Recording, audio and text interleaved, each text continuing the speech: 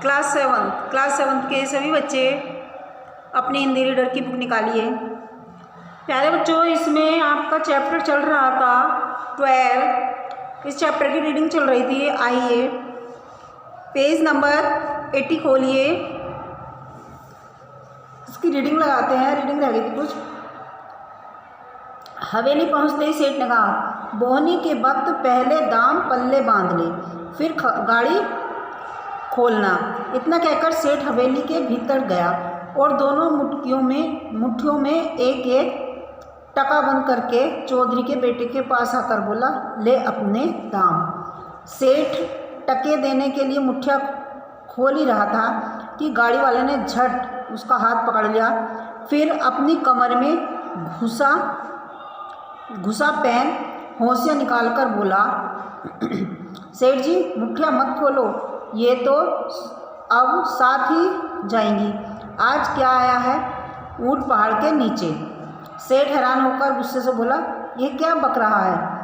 चौधरी का लड़का बोला, बक नहीं रहा हूँ सेठ, जो सौदा ठहरा है वही बता रहा हूँ। तुम्हारे शहर में जब लकड़ियों के साथ गाड़ी बैल बिकते हैं तो टकों के साथ मुठ्ठियाँ भी जाएंगी।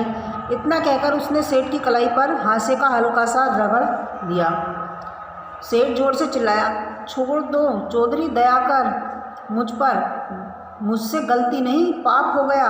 कल के गाड़ी बैल भी वापस जा। गाड़ी बैल का भला मैं क्या करूँगा, मैंने तो मजाक किया था। चौधरी ने गुस्से से उसकी कलाई मोड़ते हुए कहा, मेरा पिता भी कल गिड़गिड़ाया, पाँव में पगड़ी रखी, पर तुम नहीं पसीजे। अब जवान पलटते हो। जवान से तो लाखों का लेन देन होता है। 2 मुट्ठी टके की बात पक्की हुई थी कि नहीं, बोलो। पल भर में सेठ को सारा नफ़ा नुकसान समझ में आ गया।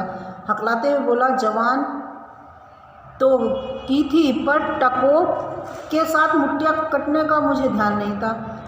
अब जो तू कहे करने को तैयार हूँ, बस तू मेरा हाथ छोड़ दे। तेरे हाथ जोड़ता हूँ मैं। बेटा उसकी नकल उतारते बोला, ध्यान नहीं रहा तुम्हें? क्यों ध्यान नहीं रहा रहेगा? बूढ़े आदमी से गाड़ी बैल छीनते वक्त तो तुम्हारा ध्यान था। ये बोलते बोलते उसने हाथे का एक रगड़ा ओढ़ दिया। सेठ बलि के बकरे की तरह कांपते हुए बोला, गाड़ी के साथ दंड के 500 रुपये भी दूंगा, मेरा हाथ छोड़ दो। उसे ऐसे कांपते हुए देखकर चौधरी के बेटे को हंसी आ गई। वह सेठ का उपहास करते हुए बोला, इसी हिम्मत के जोर पर बेचारे भोले भाले लोगों को ठगते हो। चलो मेरे पाँव में पगड़ी रखो और 7 बार अपनी नाक रगड़ो। सेठ ने मन ही मन सोचा, सर सलामत रहना चाहिए, पगड़ी पाँव में रखने से क्या बिगड़ता है? नाक रगड़ने से कोई घिस नहीं जाएगी। तुरंत अपनी पगड़ी पाँव में रख दी, फिर गिनकर 7 बार जमीन पर नाक रगड़ी। चौधरी का बेटा फिर तुनक कर बोला, अब चुपचाप 500 रुपये लाओ और हमारे गाड़ी बैल भी वापस कर दो। ज़्यादा चीपुड़ की तो हंसी से आते निकाल लूँगा। सेठ तो अब उसके बाद ऐसा चुप हुआ मानो मुंह में दही जमाया हुआ हो। वैसा ही किया जैसा चौधरी के बेटे ने कहा था। चौधरी का समझदार बेटा दोनों बैलगाड़ियों के साथ खुशी खुशी अपने गांव लौट आया। आइए अब इसके पार्ट की एक्सरसाइज करते हैं। सबसे पहला देखिए, सही विकल्प पर सही का निशान लगाइए। चौधरी के कितने पुत्र थे? 2, 3, 4, 1। चौधरी के 4 पुत्र थे। 4 पर सही का निशान लगाइए।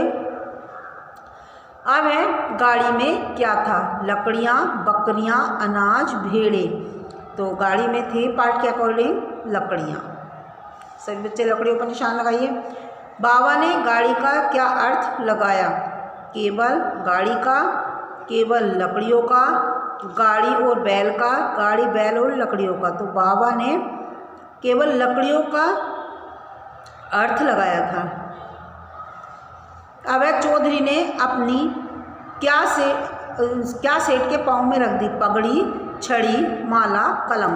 तो इसका सही आंसर है पगड़ी। 5 है, चौधरी के बेटे ने अपनी पगड़ी का क्या दाम बताया? चौधरी के बेटे ने अपनी गाड़ी का क्या दाम बताया? 1 मुट्ठी टके, 1 टका, 2 मुट्ठी टके, 2 टका। तो इसका सही आंसर है 2 मुट्ठी टके। ठीक है ना। अब है आज के लिए इतना ही। धन्यवाद बच्चों।